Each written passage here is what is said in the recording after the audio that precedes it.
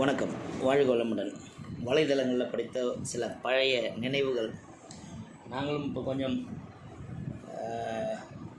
இன்னும் senior citizen ஆகிட்டதுனால சில நினைவுகள் பின்னோக்கி பார்க்கும்போது ஒரு மகிழ்ச்சியான தருணங்களாக இருக்கும். அதனால் இப்போ நான் சொல்ல போகிற பதிவு இந்த காலத்து யங்ஸ்டர்ஸுக்கு புரியுதோ இல்லையோ, அவங்களால இமேஜின் கூட பண்ண முடியாது இதெல்லாம். ஆனால் சீனியர் சிட்டிசன்ஸ் இருக்கிறவங்களுக்கு, 50 வயசுக்கு மேலே இருக்கிறவங்களுக்கு கண்டிப்பாக இது ஒரு மலரும் நினைவான ஆட்டோகிராஃப் மாதிரி இருக்கும். சரி, ஒரு காலம் எப்படி இருந்தது? அந்த காலம், எங்கள் காலம் என்ன, பேருந்தில் இல்லை வேனில் கொண்டு போய், ஸ்கூல் வேனில் கொண்டு போய் பள்ளிக்கூடத்தில் வாசலில் கொண்டு போய் இறக்கி விடுறதுங்கிற சிஸ்டம் அந்த காலத்தில் இல்லை. பிள்ளைகளை பள்ளிக்கு அனுப்பிவிட்டு ஐயோ அங்கே என்ன நல்லது கெட்டது நடந்துடுமோ என்ன பயப்படுற பெற்றோர்களும் அந்த காலத்தில் இல்லை. அவர்கள் எதற்கும் பயந்தது அல்ல. பாஸ் இல்லைன்னா ஃபெயிலு, அவ்வளவுதான் எங்களுக்கு தெரியும். பர்சன்டேஜ் ஆஃப் மார்க்கு இதெல்லாம் நாங்கள் என்றைக்கும் பார்த்ததில்லை. டியூஷனுக்கு போவதாக ஒப்புக்கொள்வது அவனம், அதாவது ரொம்ப ஒரு ஷேம்ஃபுல் ஆக்டாக இருந்தது அந்த காலத்தில் டியூஷன் போகிறதுங்கிறது. ஏனென்றால் முட்டாள்கள் தான் டியூஷனுக்கு போவாங்கங்கிற ஒரு கருத்து அந்த காலத்தில் இருந்தது. புத்தகங்களில் அரச இலைகளையோ படிப்பு இலைகளையோ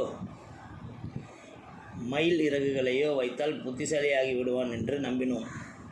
துணிப்பையில், தோல் பையில், பிறகு ஷோல்டர் பேகு, துணிப்பை, பிறகு அலுமினிய பெட்டி, இதுதான் எங்களோட புத்தகம் நாங்கள் எடுத்துகிட்டு ஸ்கூலுக்கு போன உபகரணங்கள். ஒவ்வொரு ஆண்டும் புதிய வகுப்பு தொடங்கும்போது முன்பு எங்கள் புத்தகங்களுக்கு, நோட்டுகளுக்கும் பழுப்பு நிற தாள் மட்டும் அட்டை போடுவோம். அது ஒரு வருடத்துக்கு ஒரு முறை நடக்கும் பெரிய திருவிழா மாதிரி இருக்கும் அன்றைக்கி வீடு. ஆண்டு இறுதியில் எங்கள் புத்தகங்களை விட்டுவிட்டு அடுத்த ஆண்டுக்கு பழைய புத்தகங்களை வாங்குவோம். ஒருபோதும் அதுக்காக அது ஒரு ஷேம்ஃபுல் ஆக்டாக நினச்சதே கிடையாது, பழைய புத்தகத்தை வாங்குகிறோமேன்னு சொல்லிட்டு. ஏன்னா பாடத்திட்டங்கள் மாறாமல் இருந்த காலங்கள் அது.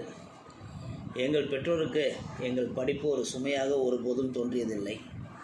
ஒரு நண்பனை சைக்கிளின் முன்பக்கம் கம்பியில், ஹேண்டில் பாரில் உட்கார வைத்து கொண்டு, இன்னொருவனை பின் கேரியரில் உட்கார வைத்து கொண்டு தெருக்களில் சைக்கிளில் சுற்றுவது தான் அந்த காலத்தில் எங்களுக்கு மிகப்பெரிய சந்தோஷம். இப்படி நாங்கள் எல்லையில்லாமல் சுற்றி இருக்க வேண்டும். கால் கட்ட விரல்களை பிடித்து கொண்டு நிற்பதோ, காதுகள் சிவக்கும் வரை திருகப்படுவதோ எங்கள் சுயமரியாதையை ஒருபோதும் புண்படுத்தவில்லை. ஏனென்றால் உண்மையாக சொல்லப்போனால் சுயமரியாதை என்றால் என்னவென்று எங்களுக்கு தெரியாது. வீட்டிலோ பள்ளியிலோ திட்டு வாங்குவது வாழ்க்கையில் ஒரு சாதாரண பகுதியாக இருந்தது. எங்கு வேண்டுமானாலும் வெறும் கால்கள், மரப்பலகைகளையும் ஒரு கையால் பந்தையும் வைத்துக்கொண்டு கிரிக்கெட் விளையாடிய காலங்களும் உண்டு. நாங்கள் ஒருபோதும் பாக்கெட் மணிங்கிறத கேட்டதில்லை, எங்கள் அப்பாவும் கொடுத்ததில்லை. அதனால் எங்கள் தேவைகள் மிக சிறியதாகவே இருந்தன. வருடத்திற்கு சில முறை காரமான மிக்சரும் அல்லது ஒரு வெள்ளைப்பாகு, ஒரு ஜாங்கிரியோ கடலை மிட்டாயோ சாப்பிடுவது ஒரு பெரிய விருந்தாக தோன்றும். அதில் நாங்கள் உண்மையாகவே மகிழ்ச்சியாக இருந்தோம். கூட்டு குடும்பங்களாக இருந்ததால் சிறிய தேவைகள் பொதுவாக வீட்டில் உள்ள யாராவது ஒருவரால் பூர்த்தி செய்யப்படும்.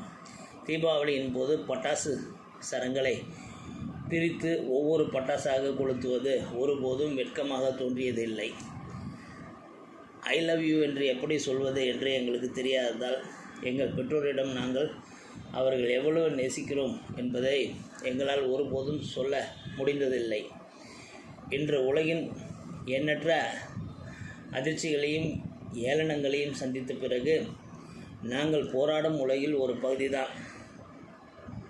சிலர் தாங்கள் விரும்பியதை பெற்றார்கள், சிலர் பெறவில்லை. யாருக்கு தெரியும்? பள்ளி பெஞ்சுகளில் 2 அல்லது 3 பேர் அமர்ந்து அரைக்கால் சட்டையுடன் பள்ளிக்கு வெளியில் இருந்து சிறிய மிட்டாய் கடையில் மிட்டாய், மாங்காய், கொடுக்காப்புளி, இலந்தை, ஐஸ் ஆகியவற்றை நண்பர்களிடமிருந்து பெற்றதும் தந்ததும் அந்த அன்பை நாங்கள் இன்றும் நினைவில் வைத்திருக்கிறோம்.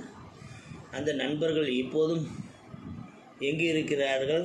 உண்மை என்னவென்றால் நாங்கள் நிஜ உலகில் வளர்ந்தோம். யதார்த்தத்தை உண்மையாகவே எதிர்கொண்டோம். துணிகளில் சுருக்கம் இல்லாமல் பார்த்து கொள்வதும் உறவுகளில் சம்பிரதாயமாக கடைபிடிப்பதும் ஒருபோதும் எங்கள் வழக்கமல்ல. காலை மற்றும் இரவு உணவை தவிர செய்தித்தாள்களில் சுற்றப்பட்ட கலவை சாதம் எங்கள் டிஃபன் பாக்ஸில் எடுத்து சென்ற அந்த மகிழ்ச்சி இந்த கால குழந்தைகளுக்கு புரியாது. நாங்கள் எங்கள் விதியை குறை கூறவில்லை. நாங்கள் என்ன வாழ்க்கை வாழ்கிறோமோ அதை மகிழ்ச்சியுடன் வாழ்கிறோம். இந்த மனப்பான்மை எங்களுக்கு தொடர்ந்து முன்னேற உதவுகிறது. நாங்கள் வாழ்ந்த எளிமையான வாழ்க்கை இன்றைய வாழ்க்கையுடன் ஒப்பிடவும் முடியாது. நாங்கள் நல்லவர்களோ கெட்டவர்களோ என்று எங்களுக்கு தெரியாது. ஆனால் எங்களுக்கு ஒரு காலம் இருந்தது. இதை முழுமையாக படிப்பவர்கள் அனைவரும் தங்கள் கடந்த காலத்தின் பல ஆழமான தருணங்களை நிச்சயமாக நினைவு கூறும். காலில் செருப்பில்லாமல் நடக்க கவலைப்பட்டதில்லை. குடை இல்லாமல் மழையில் நனைய அசிங்கப்பட்டதில்லை. சுற்றுலா செல்லவோ ஆண்டு இறுதி புகைப்படம் எடுக்கவோ வீட்டில் பணம் கிடைக்காது என்பதை வெளிப்படையாக ஒப்புக்கொள்வதில் எந்த தயக்கமும் இருந்ததில்லை. ஆடைகளின் ஒரு பகுதியை ஊக்கு இருந்ததை மறைத்ததும் இல்லை. பெருமையாகத்தான் இருக்கிறது. போலித்தனம் இல்லாமல் தான் வாழ்ந்த வாழ்க்கையை நினைக்கும்போது 80-90களில் வாழ்ந்த வாழ்க்கையே அனைவரும் சொர்க்கமாக இருந்தது என்று சொல்லி இந்த பதிவு முடிஞ்சிருந்தது. இதில் பல விஷயங்கள் என்னோடய வாழ்க்கையில் நான் கடந்து வந்த பாதைங்கிறதுனால இதை போல் தானே எல்லோரும் ரசிச்சுட்ருப்பாங்க.